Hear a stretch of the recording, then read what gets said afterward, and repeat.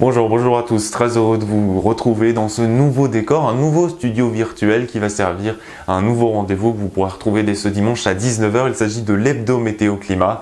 C'est votre nouvelle émission qui va vous permettre finalement, comme un journal, d'énoncer les tendances climatiques en plus de vos prévisions météo habituelles. Alors ce studio, il est assez compliqué à comprendre avec de nombreux outils qui vont nous servir, qui sont très pédagogiques d'ailleurs.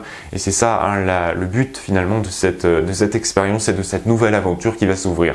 Voici tout de suite quelques outils. Je vous propose de visiter un petit peu ce studio en détail avec d'abord ce panneau de bord qui va effectivement nous servir à énoncer les prévisions, des chiffres, mais aussi à l'annonce des températures, par exemple l'écart à l'indicateur thermique national, une situation qui va, vous le voyez, illustrer bien évidemment la hausse des températures actuelles au niveau de la situation actuelle, mais aussi la situation dans les prochaines années, et notamment quand on va parler de climat, parce que ce tableau, eh bien, il va être vraiment l'énonciateur des données quand on parlera de climat, à savoir la hausse des températures dues aux activités humaines, le taux de CO2 dans l'atmosphère, et puis ces warming stripes dont on parlera effectivement à la fin de ces bulletins météo. Dès demain, vous pourrez le découvrir.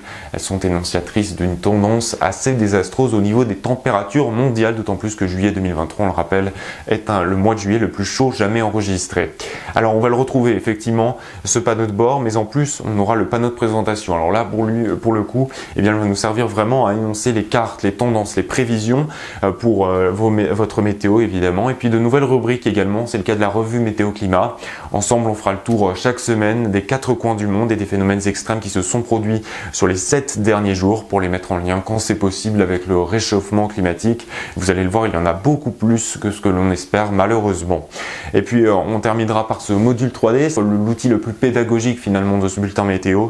Il sera mis en service dans les prochaines semaines et effectivement il va nous permettre d'apporter encore plus de pédagogie à ces rendez-vous qu'on aura donc tous les dimanches. Et rendez-vous donc dès ce dimanche à 19 h sur Météo Stream pour le premier numéro de l'Hebdo Météo Climat.